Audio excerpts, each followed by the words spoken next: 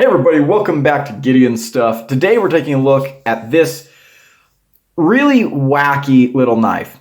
Also, if the lighting seems off, the shadows are weird, I must apologize. I am filming this late in the evening. I'll try and fix it in editing, mess with contrast and brightness and all that, but yeah, I normally don't like the shadows of my hands to be visible. But yeah, it's 7 o'clock in the evening. I've got my regular lighting turned on, but I also rely a lot on natural light because I think it looks better. And my windows open to the east and south that are in my little room here. So right now the sun is in the west and we don't have the best light, but this is when I have time to film. And honestly, we've never cared about being professional before on this channel, so why start now, right boys?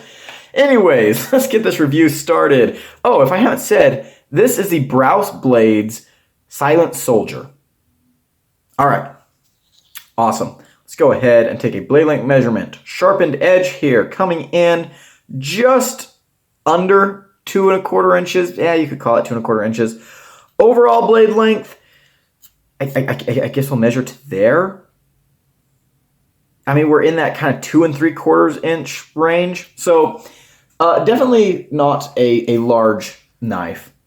Let's go ahead and get our size comparisons going. Where the heck are my size comparison knives? There they are. Here is our Rat Model 1. And here's R2-D2, our Rat Model 2.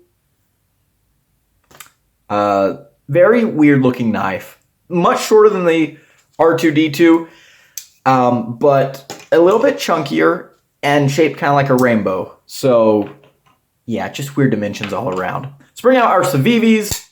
Here's the Elementum, or the Elementum 2 in this case. And here's the Praxis. Once again, what a weird looking, fugly little knife. It's an oddball. It's a weirdo. Let's bring out our USA made comparisons. Spyderco PM2. Benchmade bug out. Awesome.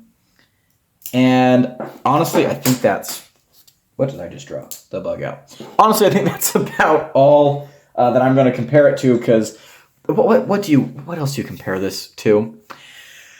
So this little guy here is obviously meant as a self-defense implement. Yeah, this is a stick 'em and stab 'em type of knife. Materials here, D2 blade, injection molded scales, a steel liner lock, steel clip. It is running on bearings. Look at that close profile. In fact, this thing honestly kind of looks even weirder folded up. I mean, gosh, let's compare this to like the profile of a normal knife. What is this? What is this? Anyways, let's go and cut some stuff with it. Hey guys, you ready to do some review cutting? I sure am. We're doing it with the Brous Blades Silent Soldier. You might remember this background. I'm filming this the same day I did the review cutting for the Damascus Feldspar, and the gnats have only gotten worse. That's what I get for coming down here by the river, but you know what? The river looks freaking amazing, so it's worth it. Okay, so where to even begin with this knife? What a weird knife. What a freaking weird knife. Let's start with the ergos. This knife is actually incredibly comfortable. This is like hand melting ergos. If you're holding it back here and kind of this pistol grip, feels good, feels real nice. But then you have this big old hole in the blade and you get up in there and this knife is locked in. Obviously this is a self-defense tool and you're gonna be like punching people. That knife is not going anywhere. You can actually choke up into here a little bit, which is comfortable. So yeah, the ergonomics are actually very well thought out, and they work very, very nicely. The action, let's go ahead and talk about the action.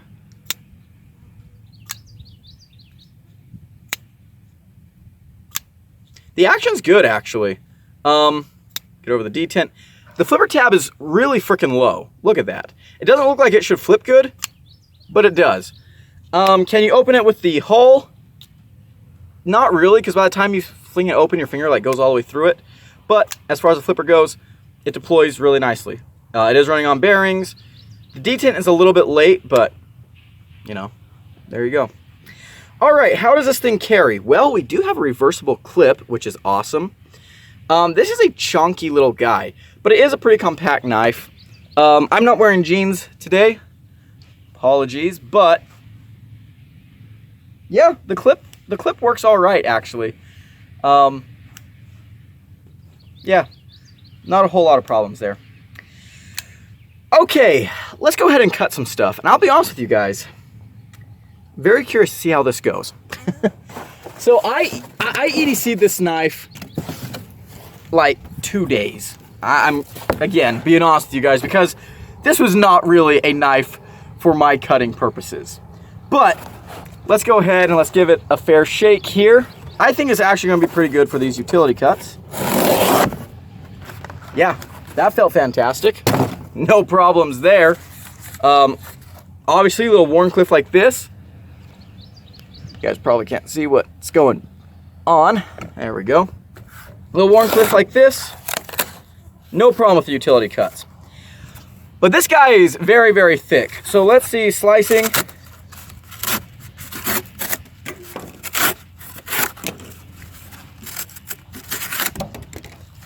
It cuts.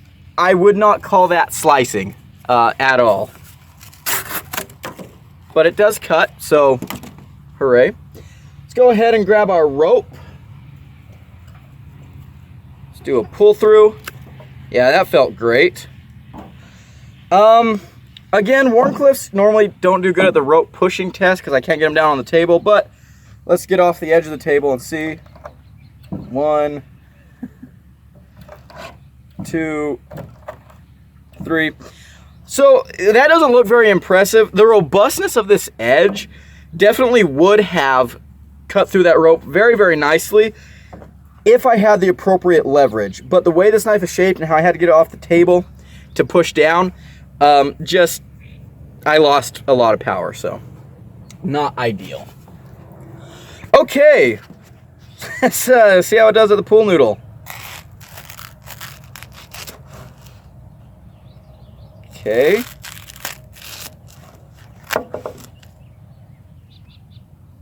Let's go super thin. Okay, we can't go that thin. See how it's like pushing instead of cutting now? So let's go back here. Okay, I'll be completely honest. Wow, I said that a lot in this little video. That did better than I expected. Not great. You know, we were cutting pretty thick pieces. This one that I tried to go thin on was not super thin. You can see here that I started to snag and get caught up, and it kind of cut wavy. And here, kind of cut wavy. But, you know, I wasn't able to go very thin. I wasn't able to get very precise because of how thick this is. But that's not really all that surprising. So, honestly, that was not bad. That was not bad. Okay, but we can't go back to the table yet because this is a self-defense knife. We have to test it as such. Alrighty. Meet our demonstration object. This is the best I could come up with. Let's see what we got.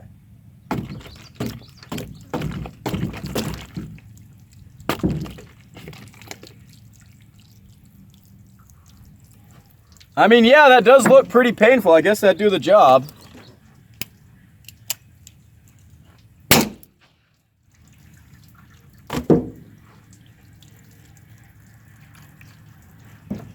Hooray! Be honest with you guys, that was not a good idea. That little carton of milk, one of my roommates moved out and he left it in our fridge and it turned into lactose-free cottage cheese. And I thought I cleaned it out this morning before I filled it with water, but nope.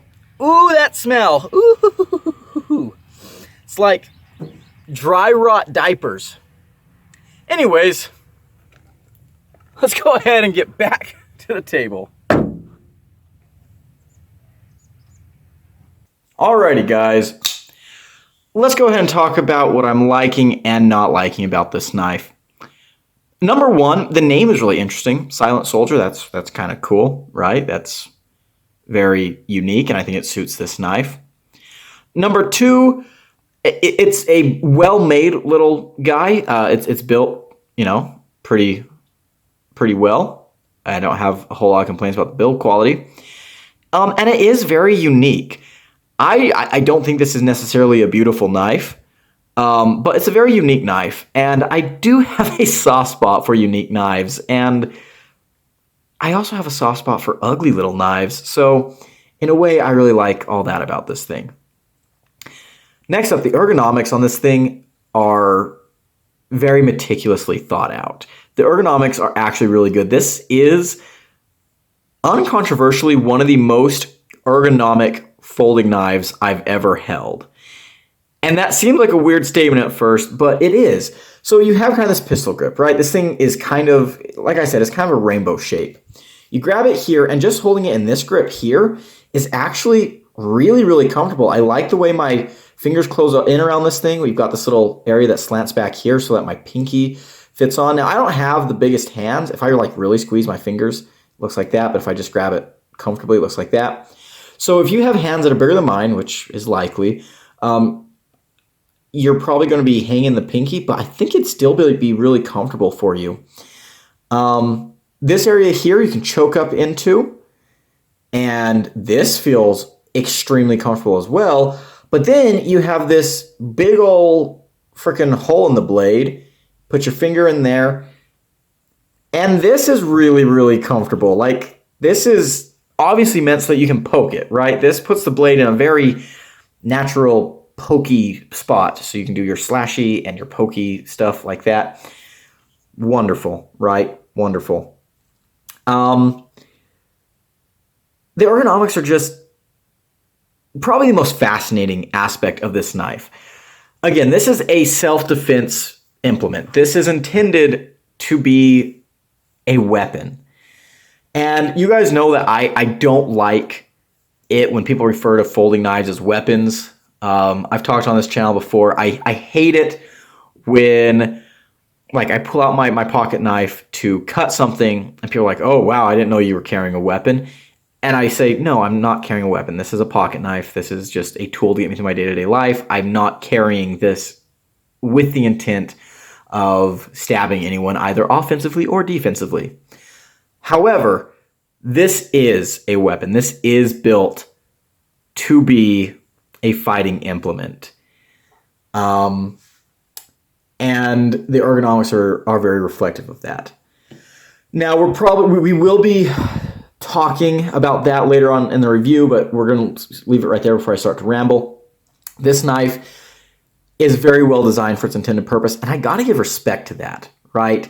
The people that designed this really, really knew what they were doing, and even someone like me who is not trained, who is not a professional knife fighter, like, I grab this and I can feel, oh yeah, this is meant, point this in towards enemy, right? So huge props there. I love that. Love that. Next thing, the action is actually really good. The flipper tab is super low. Like, look at that. That looks horrible. That's disgusting. Blech. Most of the time you see a flipper tab this low beneath the pivot, and you know it ain't gonna flip worth a damn. But they have the detail on this thing tuned really well. That thing does flip. Now, the closing action is a little bit awkward because that flipper tab hits you. The detent's a little bit late, but the bearings are smooth. This knife is very smooth on its action, so there's no real complaints there. It's not the smoothest knife I've ever felt, but the action is very, very good. Next thing, this is an ambidextrous knife. It's a liner lock, which is righty bias, but they do make it so you can swap the clip over to the left-hand side, which is awesome. The thing about the lefties, I really appreciate that. Something I should have mentioned when I was talking about the ergos is that the texturing on the scales, focus up camera, is really interesting. Kind of this honeycomb texturing. You got smooth chamfers down here. Very grippy. Allows for a lot of control over the knife. Full backspace, you guys know I love that. Inset liners, which is really, really cool. There's a stop pin, perfectly centered and everything. Yeah, and it's also, it folds up to a nice compact package. It's going to be easy to carry. I do like the jimping on top of the spine a lot. It's kind of like, you've got it cut in this way and this way. I really like that. It's very grippy without being too aggressive. I want to see this on more knives. I think that's really awesome. And the blade itself, too, there's a lot of detail going into this. It's a Wharncliffe. You got this little swedge here, which, you know, to me brings out a little bit more strength to the tip and maybe makes it a little more slicey. The balance of this knife is, you know, kind of right where you want it. Yeah, I can tell this knife was very well thought out. Okay, let's go ahead and go to the negative section. And this is going to be really weird. This is a weird part of this review. So I will be honest with you guys. I did not EDC this knife very much. The simple reason being this knife sucks for my day-to-day EDC. This is a knife that just does not suit my purposes at all. As far as EDC tasks go, you know, this is a Wharncliffe. You got a very nice straight edge here. If you're going to be like scoring things, if you're going to be opening packages, things like that, this is going to work great. You've got a sharp edge here, right? For basically anything else, it's just not great. This is so thick behind the edge. I mean, you can look at that right there. It's not as thick as you might expect, but that's thick. That's very thick, very shallow grind. This thing will cut through cardboard and stuff, but honestly, a lot of the, like when I was doing the review cutting, a lot of the fact that I was getting through the cardboard was due to the ergos. Ergos do play a huge role in cutting things, guys. Huge role. Because the ergos are so comfortable and because it orients the blade in such a powerful position, I was able to have a lot of control and cut through cardboard and stuff, but it's not something that I'd want to do all day long. This blade shape was just not convenient for my day-to-day EDC. And so that is the biggest negative to me with this knife, is that I don't feel like this is a good EDC knife. But I recognize that that's kind of a moot point because I don't think this knife is trying to be an EDC knife. There are some knives that might be self-defense knives, but they're also intended to be used day to day.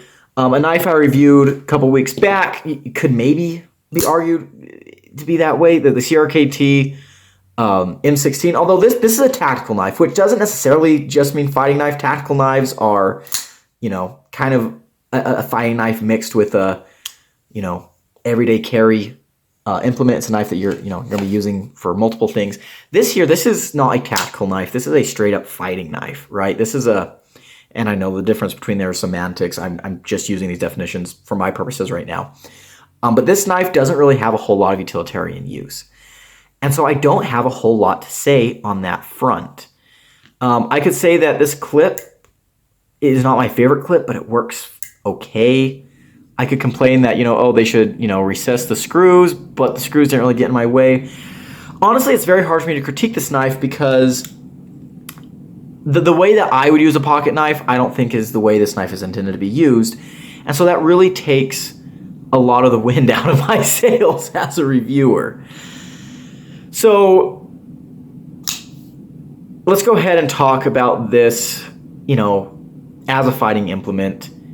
It's designed for that. It's made for that. It's purpose-built, and that's fine. This is not a knife for me because I'm not trained to use this knife in that way.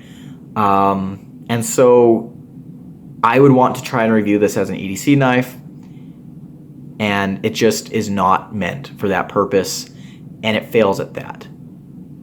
That, again, that's not a knock on this knife, though, because it's not trying to do that. So, honestly, there's not really much that I can complain about. Let's go on to my final conclusions. Price on these guys, these are good. The price is good. You find these around the $40 price point when you look around online. For the materials, I think that's just about right. The build quality is very high quality, you know, like things like that. Great price.